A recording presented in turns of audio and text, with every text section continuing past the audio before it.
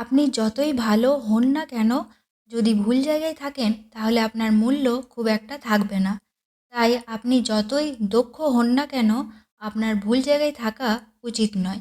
তো নমস্কার, আজকে আলোচনা করব বিশ্বরাশির জন্য জুন মাস কেমন যাবে। সবথেকে আগে জেনে নেব আপনার হেলথের ব্যাপারে। স্কিনের প্রবলেম হতে পারে, পেটের সমস্যা হতে পারে, হেডেক হতে পারে।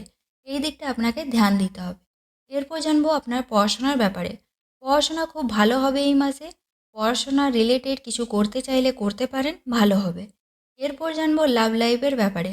লাভ লাইফ খুব ভালো আছে এই মাসে। লাভ লাইফে কোনো প্রবলেম নেই। যদি লাভ লাইফে কোনো প্রবলেম ছিল, কথাবার্তা বন্ধ ছিল, তাহলে আবার কথাবার্তা শুরু হতে পারে। এরপর জানবো ম্যারেজ লাইফের ব্যাপারে।